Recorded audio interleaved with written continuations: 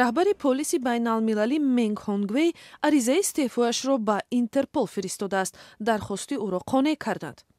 ин хабар рӯзи 8 октябр нашр шуд ва ҳукумати чин ҳам тасдиқ кард, ки раҳбари полиси байналмилалӣ Интерпол Менг Хонгвейро боздошт кардааст. мақомоти чин гуфтанд, ки ин мақом аз рӯи иттиҳоми фасод ва бархи ҷиноятҳои дигар таҳқиқ мешавад. дар изҳороти рӯзи 8 октябраш вазорати амнияти ҷамъиятии чин гуфт, ки таҳқиқи парвандаи Менг Хонгвей 64-сола аз рӯи иттиҳоми порагирӣ ва ҳам дигар мавридҳои нақзи қонун саривақтӣ ва комилан дуруст аст. Хонгвей раҳбари полиси байналмилалӣ охири моҳи сентябр ба чин парвоз кард ва баъди ин дигар иртиботаш қатъ шуд. мақомоти чин ҳабси ӯро тасдиқ карданд.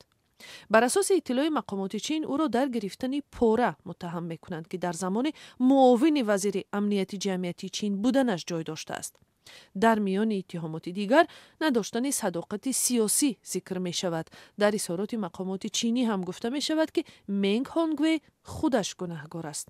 робитаи телефонии Хонгвей охири моҳи сентябр қатъ шуд ва матбуоти чинӣ хабар дод, ки раҳбари Интерполро рӯзи 25 сентябр аз рӯи иттиҳоми эҳтимоли аъмоли ҷиноӣ боздошт карданд. баъди ин созмони Интерпол хабар дод, ки Хонгвей аз мақомаш барканор шуд. раҳбарии муваққатии ин созмонро муовини аршади раҳбари полиси байналмилалӣ Ким Чон Ян ба ӯҳда гирифтааст.